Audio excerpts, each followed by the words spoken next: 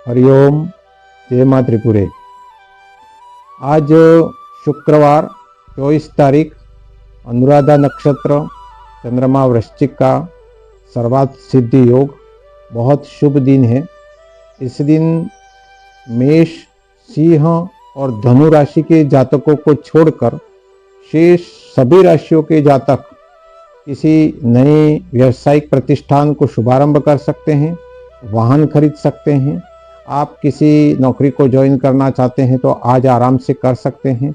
अच्छा, इसके अलावा भी आप कोई व्यवसाय को प्रारंभ करना चाहें या कोई शुभ कार्य करना चाहें, यात्रा करना चाहें तो भी बहुत अच्छा दिन है। तो 24 तारीख को शुक्रवार का यह श्रेष्ठ दिवस है, तो इस दिन आप महत्वपूर्ण कार्यों को कर सकते हैं। अब हम चर्चा करेंगे तुलसी पूजन। तुलसी पूजन हमारी भारतीय संस्कृति का एक महत्वपूर्ण और बहुत खास विषय माना जाता है। तुलसी अक्टूबर और नवंबर माह में सर्वत्र आसानी से उपलब्ध हो जाती है साथियों। तो ये महीना है जिसमें हम तुलसी को किसी भी स्थान पर चाहे तो वो लगा सकते हैं। आप अपने आंगन में, अगर आप सनातन संस्कृति के मानने वाले हो और आपके आंगन में तुलसी नहीं है तो समझना कि आपके कहीं न कहीं जितनी भी आप भगवान की पूजा या अच्छे कार्य करते हो उसका वो लाभ नहीं मिलता जो मिलना चाहिए। तो तुलसी लगाने के लिए आपको अपने आसपास में या बगीचों में कहीं भी तुलसी आसानी से उपलब्ध हो जाती है। यहाँ कार्तिक मास चल रहा है, वैसे भी दीपदान के साथ में इस माह में तुलसी वन का पालन करना बहुत लाभकारी होता है। तुलसी का सेवन भी कल्याणकारी होता है। 2, 4, 5 पत्ते बिना चबाए तुलसी के सेवन करके ऊपर से पानी पी जाना चाहिए। इस माह में तुलसी का आराधना का विशेष महत्व हमारे शास्त्रों में दिया है। आयुर्वेद में तुलसी को सर्व रोग हरि कहा गया है। रोग हरि यानी कि रोगों का हरण करने वाली। ऐसा हमारे शास्त्रों में कहा गया कि तुलसी हमें यम के भय से भी मुक्त करती है। पर्यावरण की दृष्टि से तुलसी बहुत शुद्ध वातावरण बनाती है। ब्रह्मवैवर्त पुराण के अनुसार तुलसी माता को अगर हम इस माह पूजन करें तो वह कल्प वृक्ष की तरह फल देने वाली होती है। भगवान विष्णु को तुलसी अति प्रिय है। उत्तर और पूर्व दिशा में उसको लगाना सर्वश्रेष्ठ होता है, परंतु अगर अपना घर पश्चिम मुख बना हुआ है तो भी हम उसको लगा सकते हैं। पश्चिम मुख वाले घर में भी, पश्चिम दिशा में भी लगाना श्रेष्ठ होता है, परंतु जितना हो सके दक्षिण दिशा में लगाने से बचना चाहिए। फिर भी अगर मजबूरी हो और घर की दिशा दक्षिण हो तो वहां भी लगा देने पर कोई नुकसान नहीं करती है, इसका कोई दोष नहीं लगता।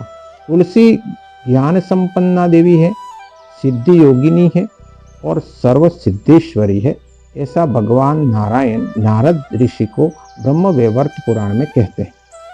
लक्ष्मी स्वरूपा जो श्रीम मंत्र है, माया रूप में ह्रीम मंत्र है, काम बीज में क्लीम मंत्र है और वाणी रूप में बीज मंत्र एम है। तो इन चारों मंत्रों के साथ में ओम का प्रयोग करते हुए वृंदावन के नाम के साथ में स्वाहा जोड़ के अगर 12 अक्षरों का जो मंत्र बनता है, ओम श्रीम ह्रीम क्लीम एम वृंदावन्ये स्वाहा। मैं पुनः बोल रहा हूँ, ओम श्रीम ह्रीम क्लीम एम वृंदावन्ये स्वाहा। इस 12 मंत्र का अगर कोई जप करते हुए तुलसी को जल सिंचन करे, तुलसी को दीपदान करे और तुलसी को तिलक से, चंदन से पूजन करें तो यह मंत्र कल्पराज की तरह कार्य करता है। हे नारद, इस 12 मंत्र को जो जपता है उसको अन्य किसी मंत्र की जप करने की आवश्यकता नहीं है, क्योंकि तुलसी में ही सिद्ध योगिनी, सिद्धेश्वरी, महालक्ष्मी, महासरस्वती और महाकाली तीनों विराजमान है। ऐसा भगवान नारायण नारद को कहते हैं। साथ ही विधि पूर्वक अगर तुलसी की पूजा करें तो वो संपूर्ण सिद्धियों को दात्री है। तुलसी माता सभी सिद्धियां हमें देती है। तुलसी का एक दूसरा नाम वृंदा है। वृंदा इसलिए कहा जाता है कि बहुत सारे अच्छे फूलों के पौधों के साथ में रहने वाली तुलसी, और तुलसी के पूरे समूह में वह सबसे ज्यादा सुगंधित होती है। अन्य फूलों के पौधों के साथ में, इसलिए उसको वृंदा कहा गया। वृंदावन में वह प्रकट हुई, इसलिए उसको वृंदावनी भी कहा गया। विश्वव्यापिनी पावनी है, वो विश्व को पावन करने वाली है। पुष्प सारा है, यानी कि पुष्पों का सार रूप तुलसी, ऐसा शास्त्रों में लिखा है। सभी पुष्पों की सुगंध को एकत्रित करके उसका सार रूप में, उनके पत्तों में ही वो सुगंध आ जाती है। साथ में नंदिनी है, वो नंदिनी नाम इसलिए कहा गया है कि वो आनंद प्रदान करती है। और कृष्ण जीवनी भी कहते हैं क्योंकि वो कृष्ण को अतिशय प्रिय है। तो इसके लिए एक छोटा सा इन 8 नामों का एक मंत्र श्लोक है, जिसको जो भी इन 8 नामों को पढ़ता है उसको 100 अश्वमेध यज्ञ का फल मिलता है।